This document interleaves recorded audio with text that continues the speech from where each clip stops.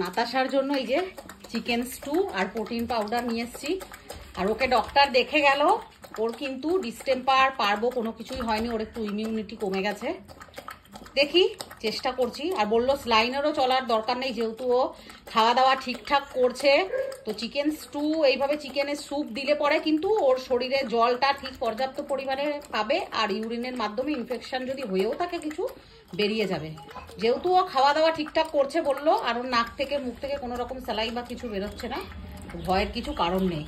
অনেকটা একদম চিকেনের এই ঝোলটা, তারপরে তোমার প্রোটিন পাউডার যেটা ছিল আমার বাড়িতেই একটা আছে ম্যাক্সের জন্য, ওইটা আমি দিয়ে দিয়ে খাওয়াচ্ছি। দেখি ওর ইমিউনিটি বুস্ট কতটা আমি করতে পারছি। কিছু তো করার নেই, আমাদের এই রানীগঞ্জে এই পশুদের নিয়ে ভাবার কেউ নেই। আছে অনেক, প্রচুর আছে, কিন্তু কাজের কোনোটাই নয়। তাই আমি নিজে যতটা চেষ্টা করব। আর আমার গুগলকে বড় হয়ে পড়াশোনা করিয়ে সবাই বলছে তুই একজন পশু চিকিৎসক হবি। আর আমার যদি সামর্থ্য হয় আমি নিজে একটা সেল্টার খুলবো। এইটা আমার নিজের প্রতি নিজের আমার ডিস্টাম্পার হয়নি, কালকে নাক মুখ দিয়ে ডিসচার্জ বেরোয়, হাত পা নড়ে, সেটা নড়ছে, ওর একটু নার্ভের দুর্বলের জন্য, দুর্বল একটা মাংস উঠে গেছে। হ্যাঁ, দুর্বলের জন্য, এটা কোনো ব্যাপার না। ও যেহেতু খাওয়া দাওয়া ঠিকঠাক করছে, আরে সব খেয়ে নেবে ও।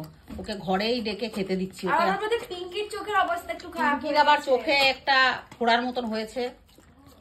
তোমাকে পড়াশোনা করে বড় হয়ে তুমি পশু চিকিৎসক হবে, যেখানে ফ্রিতে ট্রিটমেন্ট করবি। আর আমি নিজের সামর্থ্য মতন চেষ্টা করে আমি এলে বাবা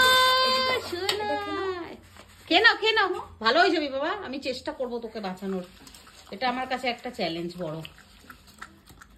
এটা একটা চ্যালেঞ্জ আমার কাছে, সত্যি কথা। তুই যদি ভালো হোস না, তাহলে আমি জানবো যে আমি সত্যি কিছু করতে পেরেছি। তোদেরকে আমি খেতে তো তুই ঠিকই, কিন্তু তোর এইটা আমার কাছে চ্যালেঞ্জ যে আদৌ তোর ডিস্টেম্পার হয়েছে কিনা। ডক্টর তো দেখে বললো না, কোনো সেরকম কিছু ভয় পাওয়ার নেই।